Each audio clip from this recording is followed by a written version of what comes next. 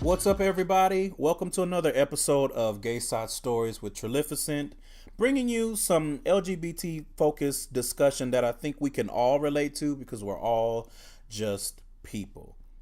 As always, you guys can check out GaysideStories.com for more information. Interact on social media on Twitter, Instagram, Facebook. It's at GaysideStories, thegaysidestories.tumblr.com, and GaysideStories@gmail.com. If you're not already, make sure that you guys are subscribing on SoundCloud, iTunes, Google Play Music, or Stitcher. Do me a huge favor, and if you're in iTunes at any point, just tip on over and leave a review, 5 stars, please. Leave comments on SoundCloud. I do read those whenever they come through. Also, make sure that you guys are sharing this podcast. If you're enjoying it, share it with other people. Retweet the links, put it on your Facebook, whatever the case may be. Help get the word out and reach more people. I want to do a few shout outs before I get into the meat of the show. First shout out is to the Caucasian listener, and he did make sure that I knew that he was Caucasian, that emailed saying that they enjoy the show. It's entertaining and informative. That's been a big focus for me in doing this show, is not just to try to be funny or just solely entertaining, but also provide a message behind the discussion and behind these stories. It's not, something deeper than just, hey, here I am, and on this day I was gay and I did these gay things, haha, I said it in a funny way. That's all good. We take things in better when it's entertaining, especially in this medium, this format. But I'm glad that there are people that are appreciating the messages, and not just this email that I got, but also everyone who's been showing love on Twitter and Instagram. The past few episodes have been amazing with my guests. Shout out to all of them. The Big Boy episode, got a lot of love. I think that discussion was necessary, and it was a good discussion. So shout out to my guests for that, and shout out to future guests. I have a lot of things that I want to talk about on the podcast, and a lot of people have been raising their hands saying, pick me. I would love to be on the show and do this conversation with you. That, again, I think I said this before, but it's been overwhelming. I did not ever expect so much interest in doing the show and talking about different things. So I'm glad that I'm getting that feedback and that interest. The next shout out is, I want to do a special shout out to podcasts and their hosts that go out of their way to support other podcasts. Now, this is not any kind of shade or anything. This is just an observation that I've had. But there are, certain podcasts and podcasters and a lot of people, that use the hashtags, the Pods in Color or the Pod in Family, that, help get the word out for your show. They retweet your links and all of that kind of stuff. So I wanted to do a couple of shout outs on that. The first one is the John Effect podcast. He's been really supportive since we've kind of discovered each other, and retweeting and everything. And I'm actually looking forward to doing some kind of collaboration in the future. I think that'll be awesome. Next shout out is to The Outline with Kevin Dwayne. He's been doing the same thing, and I'm a big fan of his podcast. I've listened since almost the beginning.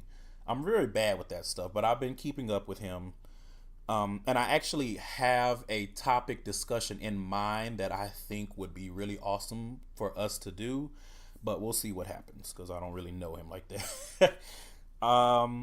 Also, the Petty by Nature podcast, those ladies there, and the new podcast, Shuffle and Repeat, with DJ Sir Daniel. So you guys check out those podcasts if you're not already listening to them.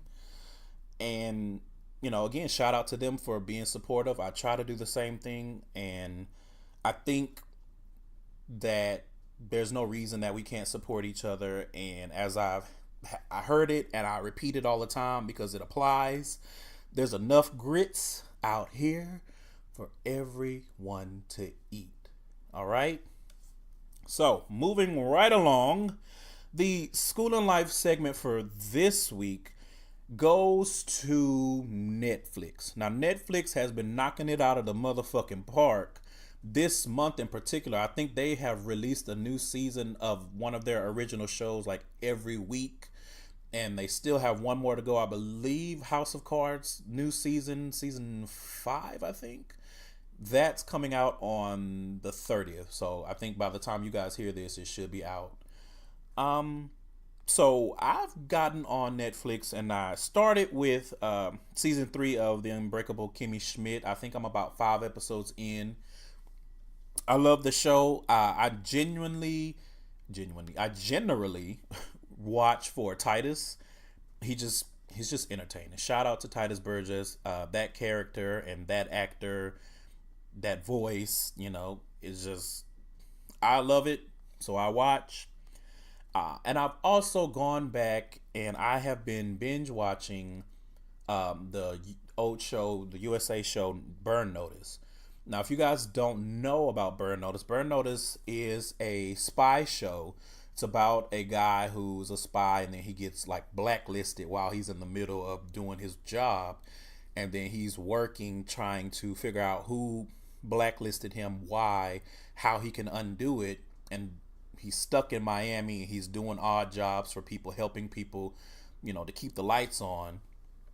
I love that show. I love the technology. I just the pace of it, everything about that show, I love. And I just randomly wanted to watch it. And when I was scrolling through Netflix looking for something to watch while I was sitting here with some food that I probably should not have been eating, I saw it and I said, you know what? I'm gonna watch this again. I'm gonna give it another go. So I'm started from season 1, episode 1. Actually, I think I'm in season 2 now. The seasons were shorter than I realized they were in the beginning, but I'm enjoying that, and that is my schooling life. That's what's been getting me through the week, or in particular for Burn Notice, getting me through my Memorial Day. So, with that being said, I hope everyone had an awesome Memorial Day. I hope you did all the things you wanted to do, whether it was rest, whether it was go shake your ass, drink Henny, eat barbecue, or whatever you eat at the cookout. I hope you guys enjoyed it, and I hope you guys also took a moment to say thank you to all of the service people who gave their lives in the line of duty. So, with that being said, let's move on to the meat of the show. So this week, I didn't really have a topic. I have a list of topics of things that I want to discuss, but some of them have been jammed up because people have said, "Hey, I want to."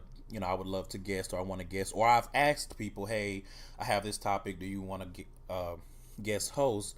So trying to coordinate schedules with those things, that's really kind of been more of my focus. So for this week, I was drawing a blank, like, well, what the hell am I going to talk about this week? Especially, I don't have a guest this week. It's just me again.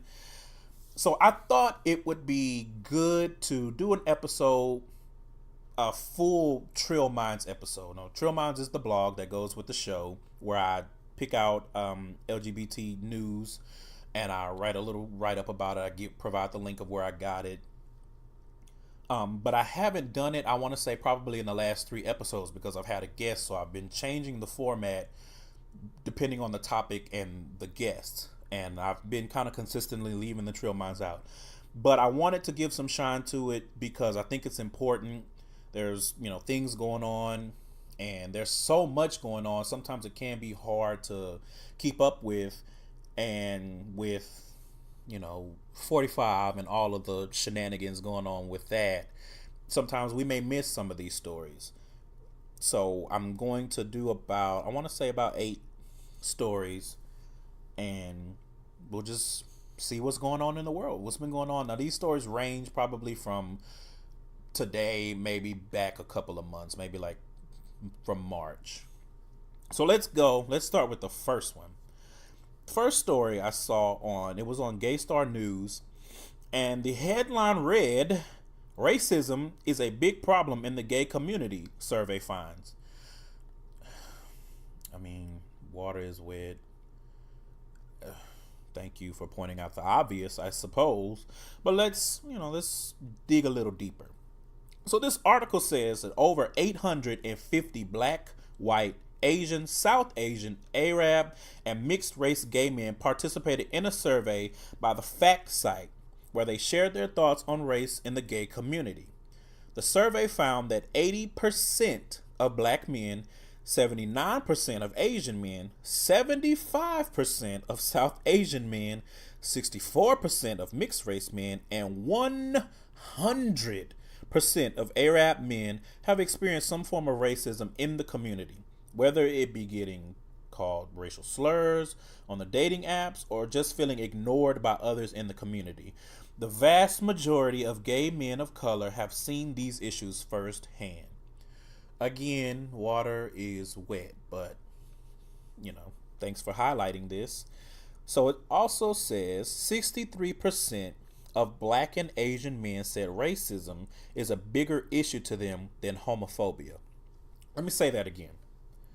63% of the men that participated in this survey said that racism is a bigger issue to them than homophobia.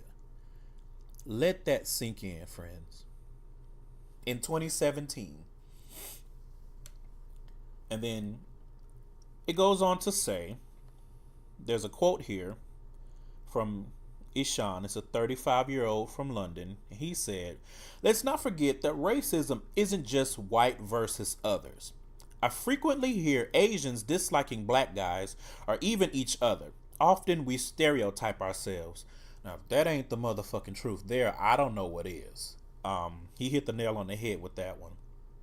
Further says, many gay men of color have noticed the disturbing trend of casual racism on dating apps like Grindr.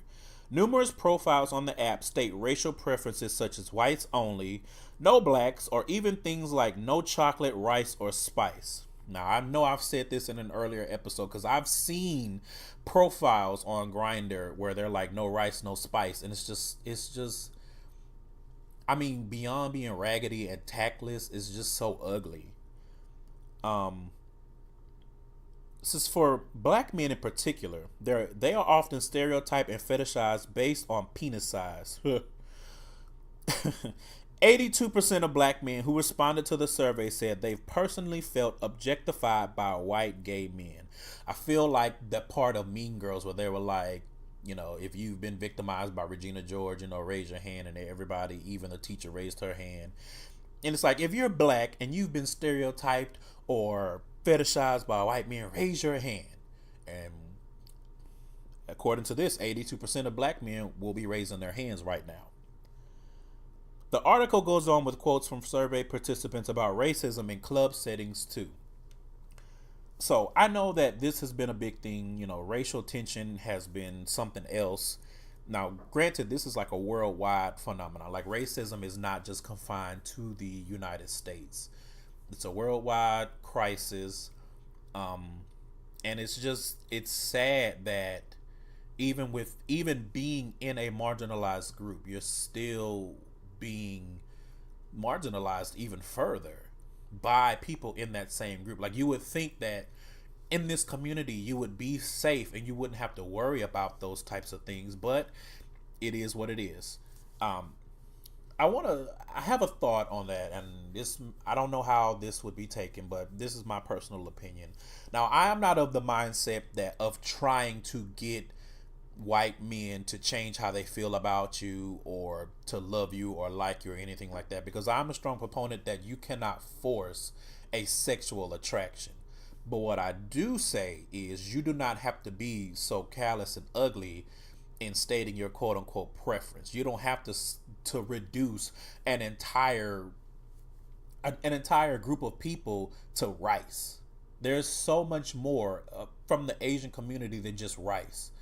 And the same with the Latino community. Like, to reduce everyone into just spice.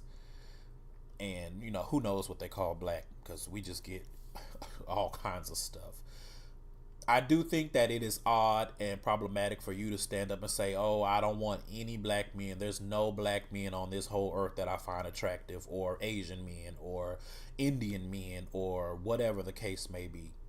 yeah, if I see that on your profile, I'm gonna look at it sideways, but I'm gonna keep it pushing because I'm just gonna be like, I mean, if you say so, like, you can't force a sexual attraction, but again, you don't have to be so raggedy about it. You guys let me know what you think about this. I mean, again, water is wet. We already knew that there's racism in this community. So, the next story says, another thing about race, or race adjacent. This Pride Festival is facing backlash after hiring a blackface performer. I saw this also on Gaystar News. Right. Stay with me on this one. The United Kingdom's Durham Pride Festival is facing backlash after booking a white a white Beyonce impersonator to perform. God bless America. Y'all are just not even America. God bless whatever the United Kingdom. Why would you do this? Why would you do this? Okay. It says Leanne Harper is a white performance artist who applies dark makeup to her face in order to look more like Beyonce. Harper's act, Beyonce, and that's Bee, which girl, has been promoted on official flyers for the Pride event on social media and as one of the main performance acts. Many, of course, on social media have expressed anger. On Durham Pride's Facebook event page, Harper replied defensively to the criticism. Durham Pride defended their decision on Twitter by claiming that they're working with an anti-racist charity that does not consider the act to be blackface. I have to push pause because if you are white and you are putting on makeup in order to look like you are not white, that is abso-fucking-lutely blackface. Save this bullshit ass excuse for someone who gives a fuck, because you're not convincing anybody that this is not black. You are white. You can be Beyonce and get up there with your white ass face and perform. We're going to know that you're Beyonce, bitch, because you perform in Beyonce songs. You don't need to put on dark makeup. Anyway. It says eventually the organizers of Durham Pride decided to cancel Harper's act, which was smart, although the damage I'm sure was already done. While some were happy with this decision, others considered it political correctness gone mad. Now, I read the little Facebook thing there, and first of all, this whole, everybody's too sensitive and blah, blah, blah, blah. Shut the fuck up. Y'all sound ridiculous. Because when it's something that affects you directly, you'll be the first one standing up talking about you're offended. And let people be offended. Like, there is nothing wrong with moving forward and learning that certain things are offensive to people. Just because it wasn't offensive in 1996, that does not mean that it wasn't offensive then. And that it can't be considered offensive now. People are not sensitive. They just don't want to be fucking disrespected. They don't want to be treated like trash, and they don't want to be talked about like trash. They don't want their heritage to be worn as a goddamn costume. They don't want their celebrities to be impersonated by white people with fucking makeup on their face. It's 2017. Get with the fucking program. The last thing said, some said Durham Pride's eventual decision wasn't enough, as the organizers apparently blocked people on Facebook and Twitter who complained about it in the first place. So apparently, Durham Pride went about this all wrong. And I'm sure they deserved every flaming tweet and Facebook post that they got, because this was just stupid. And to Leanne Harper, you need your ass kicked, because there is no reason why, again, in 17, you should even have it in your brain to stand up and say, I'm going to be a Beyonce impersonator by putting on dark makeup. Again, Beyonce has so many signifying things. You don't need to try to change your skin tone for people to know that you are being Beyonce. If you feel that strongly about it, that people would not know that you're Beyonce without the makeup, be somebody the fuck else then. I don't even know why that needs to be said. Anyway, let's move on to the next story. Next story says, man on PrEP tests positive for HIV in Australia. And Ooh, good luck, everybody. No. It says a person taking the HIV preventative drug PrEP in Melbourne, has become HIV positive. The Victorian AIDS Council said there were two possible reasons for why he contracted the disease. Sorry, I don't know if good luck to you, sir. So the first reason is that he was not adherent to his PrEP regimen, which was my first thought. Basically saying that he wasn't taking his medicine on time and on schedule like he was supposed to be doing. The second one says he might have come in contact with the person living with HIV who had a detectable viral load together with the strain of the virus that is resistant to PrEP medication. The second possibility, it could happen, but it would be extremely rare that they might acquire the viral strain of HIV.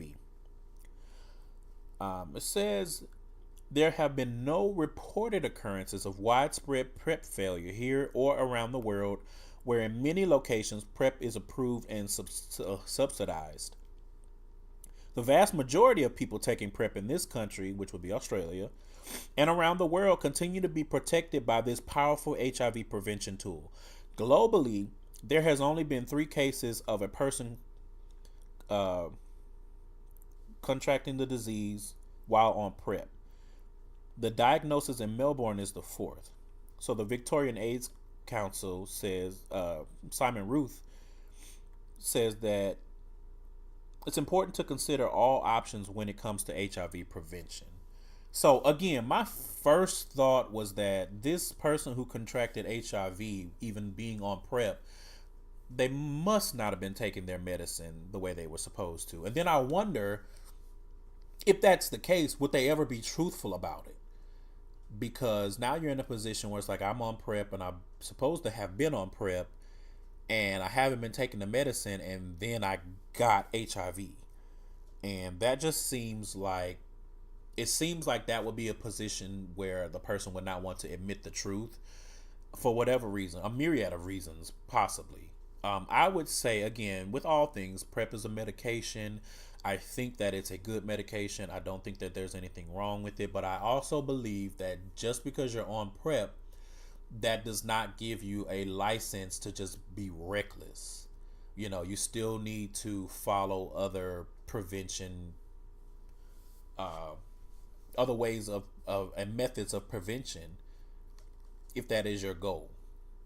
And the reason why I say that is because I've had situations where someone's like, I want to fuck you raw, so you need to get on PrEP. And it's like, that's actually not how this works. First of all, I decide if I want to be on PrEP, not you.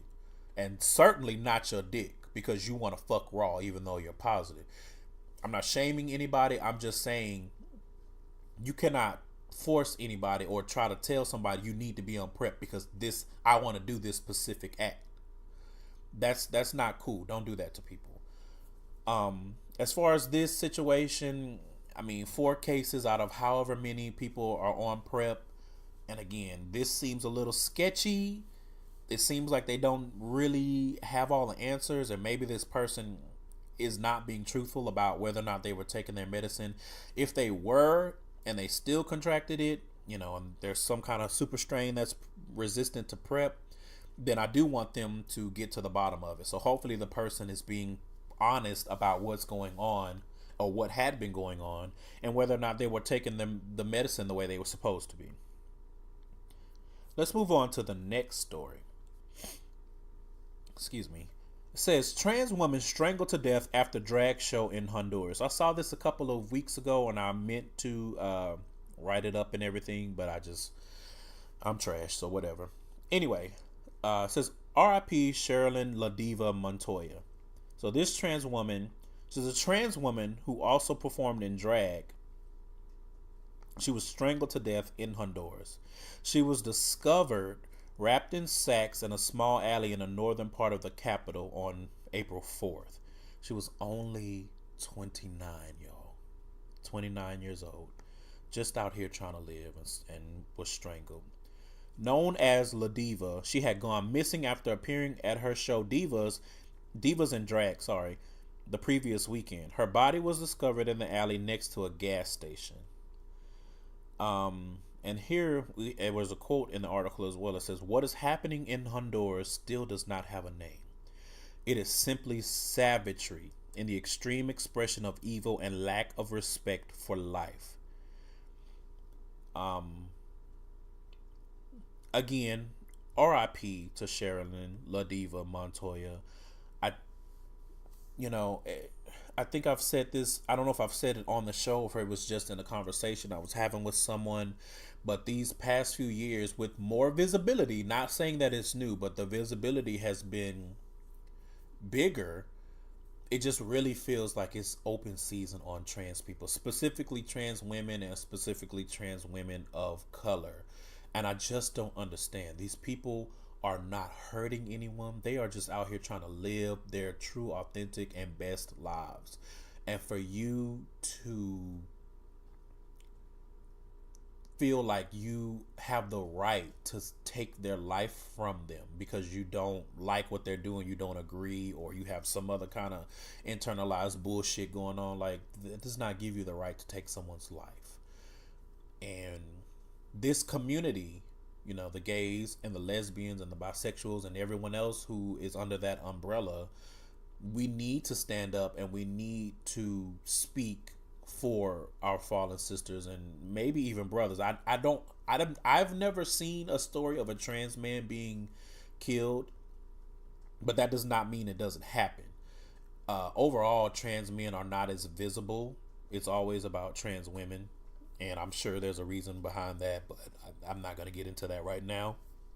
What I will say is, with the way things are, again, those of us who are cisgendered, or, you know, basically we don't identify as transgender, we have a level of privilege and we need to stand up and speak for them and fight for them, because there's no reason for trans people to be murdered at the rates that they are. It's ridiculous, and I just don't understand it, and it makes me sad. And I don't even know what else to say. So R.I.P. to Sherilyn.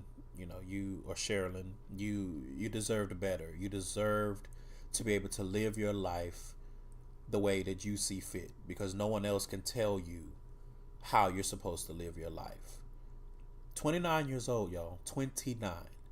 And I don't even have the stats, but this has to be at least the 6th article this year that I've seen of a trans woman being killed. And I'm sure there are more, and I probably haven't seen them.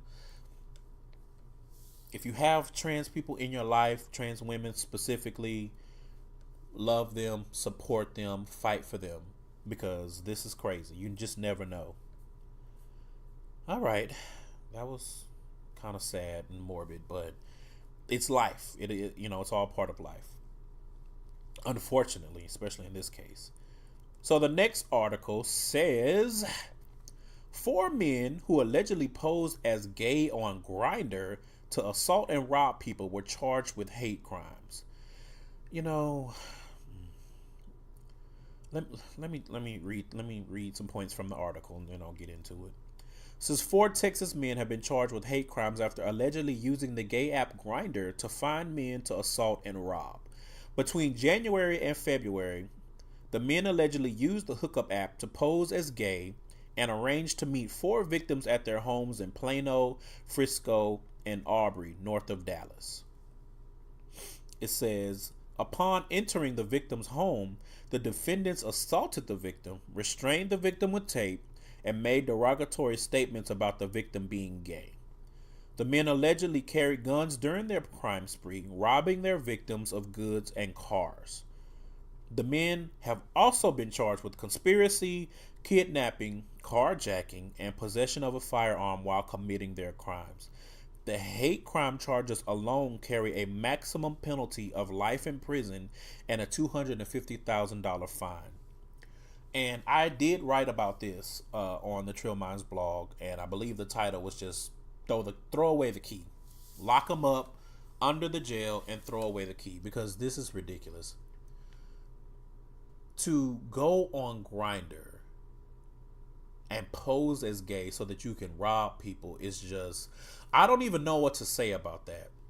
You have to be one despicable, raggedy, just hateful ass bitch motherfucker to go through all of those hoops to find somebody to rob, preying on gay men's whatever, their loneliness, or they're just humanness, trying to find something to bust a nut or whatever the case may be, just living their life, not bothering anybody. You are going into their space, our space, really. Let me clean that up because I'm acting like I'm still reading it and not.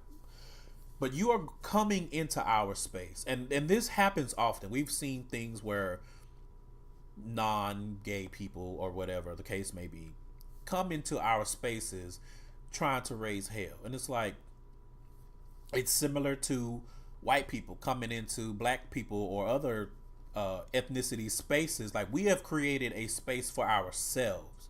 Why are you coming into it? The whole reason we have this space is so that we don't have to mingle that way.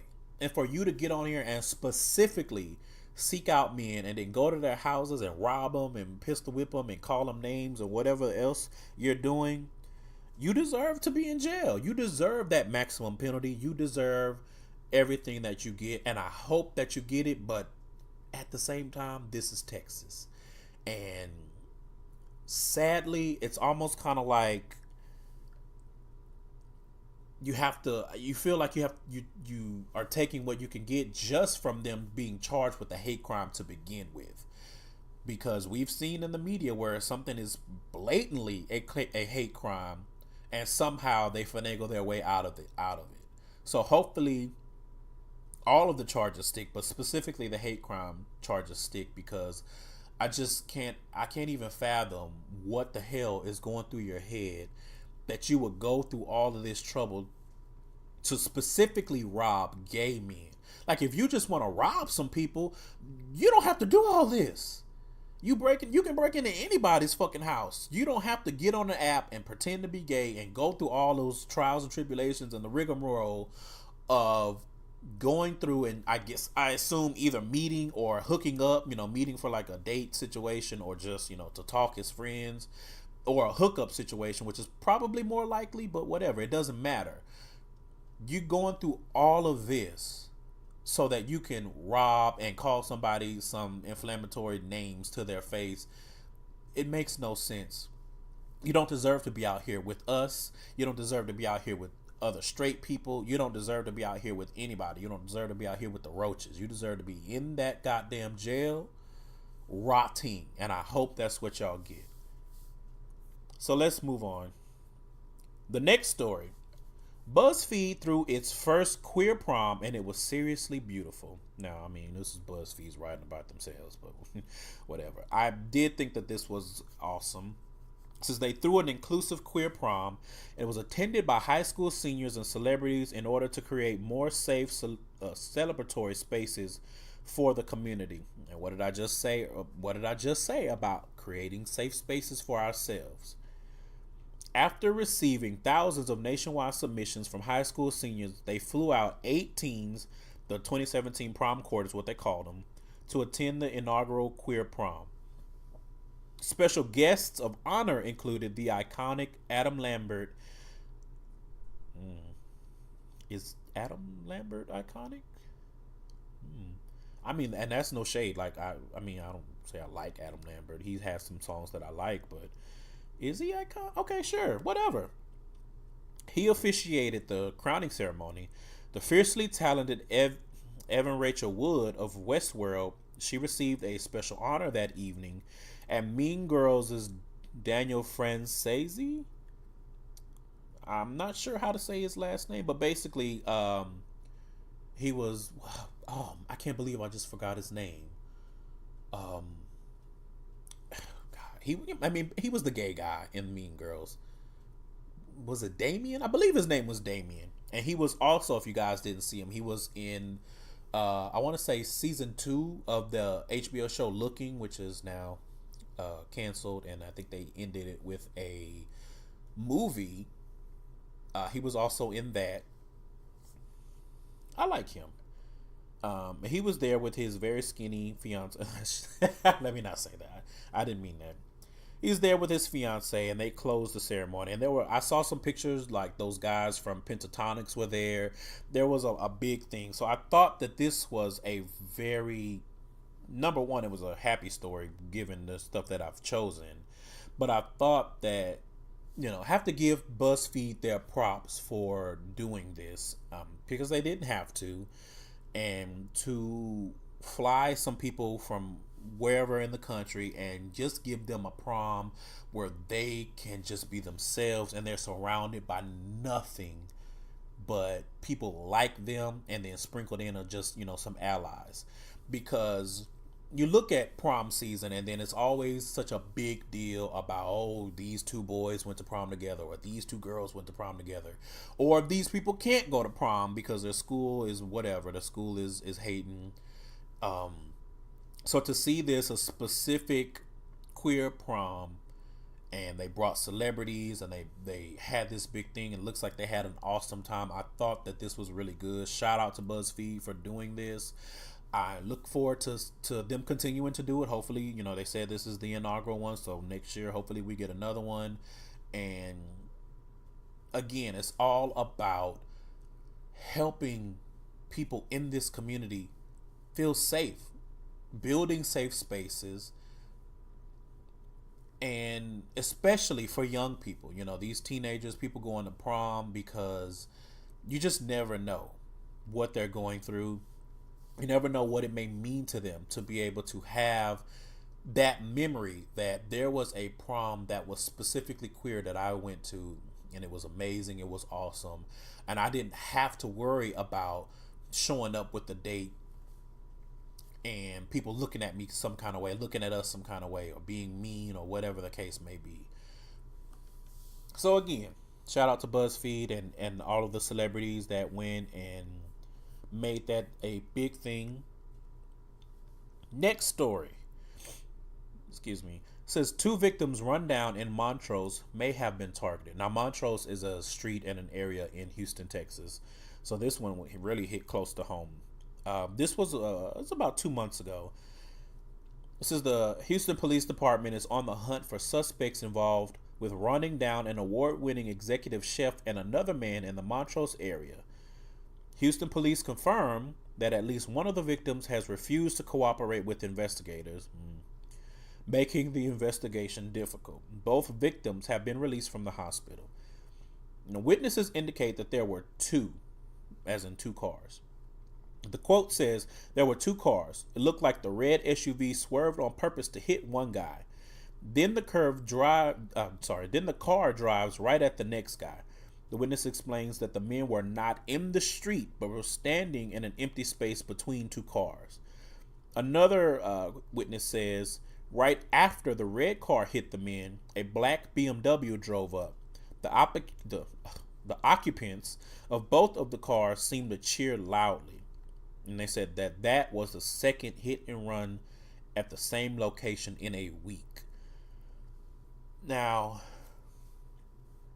people who are familiar with Houston and familiar with Montrose know that Montrose is a very gay-friendly area. There, like, a lot of the bars and clubs are in that area. There's just a lot of gay-friendly stuff there. It's supposed to be, again, the same thing I've talked about 2-3 times already. It's supposed to be a safe space for the community, for gay men. And I don't even know what would possess you to want to go and run some people over. Like, the blatant disregard for life when it comes to people in this community, it baffles me. And then you're just gonna randomly come up and run these men over. They're not in the street, they're not bothering anybody, they're not doing anything. So why would you do this? And to add to it, and then I'm wondering why one of the victims, why he's not cooperating. I wonder if there's a situation there where they are not out, because I did read they had the names in the article, but then they also put that they suspected one of the names was fake. So I'm wondering if this person, if he's just not wanting to be associated with this, if he's trying to hide his identity because he's trying to continue hiding his sexuality, if that's the case, or if he just doesn't want to be involved. But I think that that in itself is sad, that for whatever reason you're trying not to be involved in this, and it's hurting the investigation to the point where they cannot figure out who did this. And for this to be the second time that it's happened in the same area, I don't get it.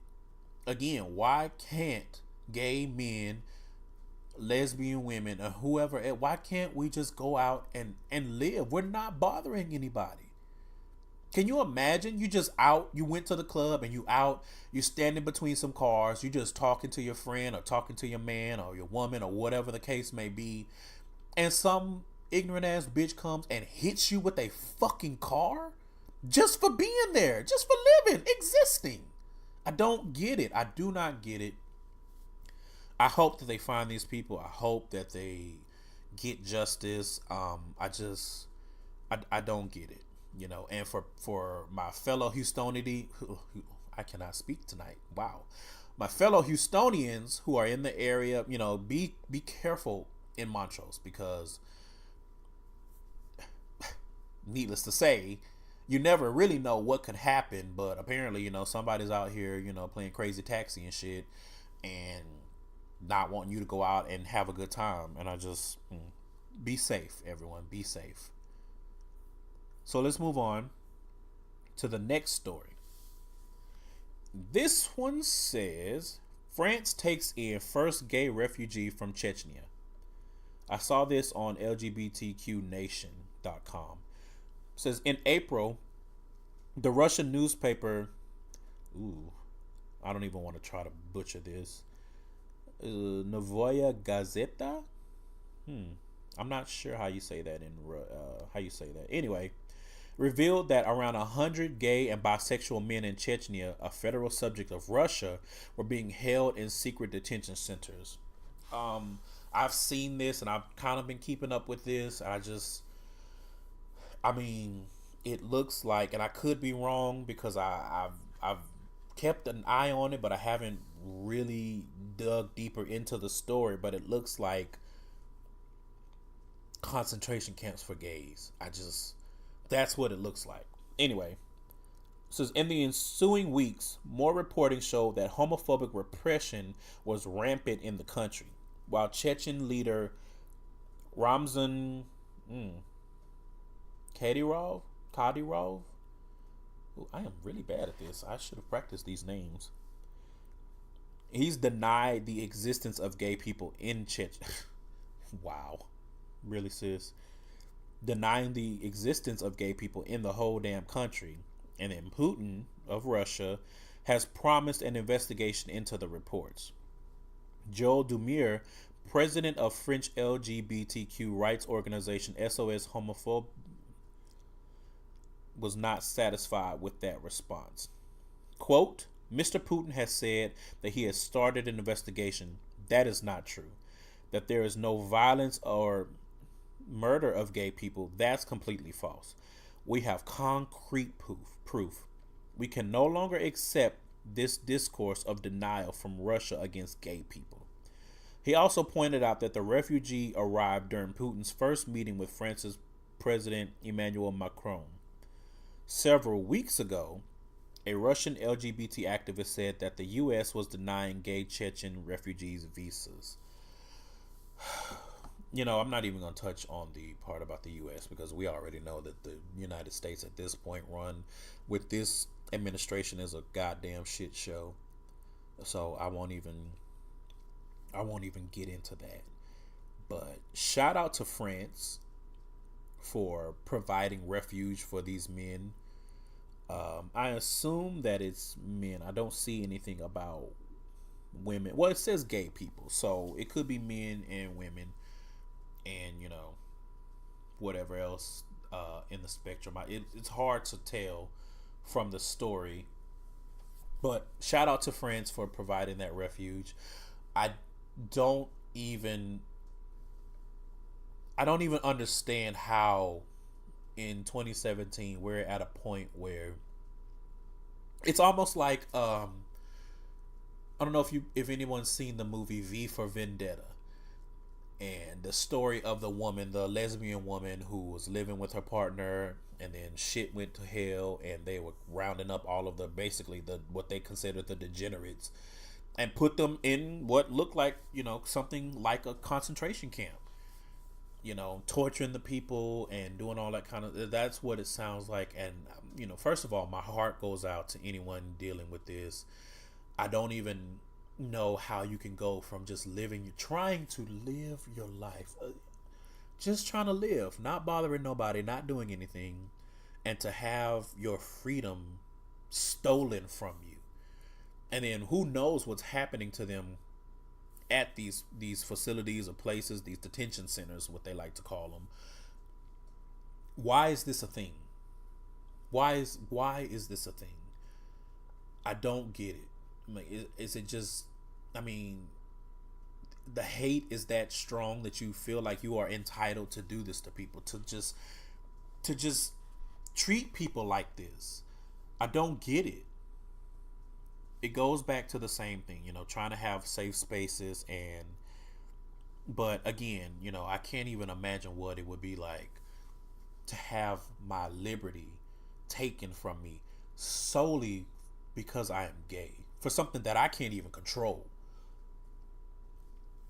I don't, this has been said many times, but I'm going to say it again because I am going to say it again and it applies. But I don't remember the day when when I got my matrix treatment and they were like, if you take the red pill, you're going to be a gay ass motherfucker. If you take the blue pill, then you just be regular. I don't remember that day. I don't remember the cosmic scantron coming down and, someone handing me a number 2 pencil and saying, now you bubbly and bitch, is it going to be gay or is it going to be straight or is it going to be something else? Knowing what we know about this quote unquote, which I hate this terminology, the lifestyle, choosing to live freely and be who you are and embrace it, and all of the stigma that comes with it. I mean, it's bad enough to have to deal with that. But to be in a situation where someone says, you know what, you don't have the right to live and we are going to round y'all up. Again, my heart goes out to them, and shout out to France for pushing the issue and trying to get them to do an investigation and welcoming these people with open arms, because I just can't imagine. I can't imagine. Wow. Ugh, wow. All right. Last story. Ooh, this was a good one. Tim Cook and 13 tech CEOs confront Texas on bathroom bill. Now, you guys know I live in Houston, Texas, and I will be the first to stand up and say Texas is trash. Like, Texas is trash. Texas is such a ass backward state. I do not get it. Texas is such a fake conservative state because you come here and they all talking about, oh, we conservative and blah blah blah, the family and all this other bullshit. But I don't get it. Texas is the same place you can come. Like, you come to Houston and there's like a sex shop on every other corner. So it's like y'all are not that damn conservative. You just hateful. It's a hateful state. It is a hateful state. Anyway, I saw this on The Advocate, and it says, although the legislative session in Texas ends today, this story is from today, the 29th. So the legislative session in Texas ends today. Lieutenant Governor Dan Patrick called on Friday for a special session devoted solely to passing his anti-transgender law. It would ban transgender people from using the bathroom that matches their gender identity, among other forms of discrimination in locker rooms and more. Now Governor Greg Abbott, with his bitch ass, must decide whether to call lawmakers into session. The CEOs, I already said Tim Cook from Apple, but also from Facebook, Amazon, the Celanese Corp, Cisco, Dell, Gearbox, GSD&M, Hewlett Packard, IBM, Microsoft, Salesforce, and Silicon Labs have all advised against any move that limits rights for transgender people. They describe themselves as large employers in the state that are gravely concerned that any such legislation would deeply tarnish Texas's reputation as open and friendly to businesses and families. Now, this is written very nicely because I've never heard of Texas having no reputation for being open and friendly to businesses and families unless you are cis and white and heterosexual. But, whatever. The Texas Tribune reports that Abbott will decide this week whether to call a special session, which might not include a bathroom bill on the agenda. Abbott promised a special session would only be on the topics that I choose at the time of my choosing. So basically, he was like, it's gonna be I said what I said when I decide what I'm gonna say. Now again, Texas is trash. We know this, and I don't know why Texas lawmakers, I should say, are so adamant about passing these laws. I just like Texas is, but again, Texas is the same state that wants to let people carry weapons on college campuses. Texas is, I don't even know what to say about this goddamn raggedy ass state. I don't get it. The transgender people are not bothering anybody. They just want to go to the bathroom. They just want to pee or shit or whatever they need to do in the bathroom and go on about their lives, just like you. Why you feel like you need to try to force them? And I don't even get what this bill is supposed to do. So what, you're telling the people they have to go into the bathroom, not the opposite bathroom of what their gender identity is? How is that going to work? So if you got a trans woman, you're going to force her to go to a men's restroom because that's going to be safe for her, right? Or not go to public bathrooms at all and locker rooms and all. These people are not hurting anybody. Trans people they're not hurting anybody. They're just trying to live. It's already hard enough living as a trans person, especially if you're not what they call passable. And now you're just like, I can't even go pee where I want to pee. I just want to pee. I had too much strawberry lemonade and I need to relieve myself. That is it. And then I'm going to go on about my goddamn day. I don't have no words for this state. Like I said, the South is trash. I mean, the United States is trash. Let me not even. This specific bill is about Texas, so I'm gonna say it. I live here. Texas is trash, but like I said, the United States is trash. And good luck, everybody. I hope that this bill does not pass. And shout out to these companies, Facebook and Apple and Microsoft and Hewlett Packard for standing up and saying, look. Now, we don't know what the intentions are, but I'm going to take it at face value for the time being. Shout out to them for standing up and say, what you're not going to do is be discriminating against people. Like, we trying to do business. We don't have time for the bullshit. I don't know what y'all doing in Austin, but you need to get your goddamn shit together. And we've seen this. North Carolina has tried to do shit like this, and we see what happened there. Immediately companies started pulling out and like, well, you ain't gonna get no more of our dollars. Same thing happened in Arizona. So I can't even imagine what it would be like in Texas. But you know what? At the same time, I feel like a lot of Texans who believe in this kind of stuff would be like, oh, fuck them, we don't need them. Because a lot of Texans feel like Texas can secede and be its own nation, and it's just like, calm down, because y'all don't know what you're talking about. You don't know what you're doing. Just because we have a lot of oil refineries and things of that nature. Like, calm the hell down and get your shit together. So, I think that will wrap up this episode. I hope you guys stayed tuned and stuck with me. I know it's not the usual format, but again, I thought that it would be good to highlight some of these stories, some things that you may have heard of, some things that you may not have heard of, and get the dialogue going, especially, some of these stories about the transgender people, about, them being killed or being discriminated against. We got these people going on these apps that are supposed to be for us as gay men, and they're going on there and doing whatever the hell and trying to rob and steal and maybe worse, basically what I want to say is keep an eye out for what's going on in the news specifically for our community, because a lot of this stuff you're not going to see on your nightly news. You're not going to see uh, wherever you get your usual news. You may see it on Tumblr or Facebook, but it's not always going to get the national attention of other stories.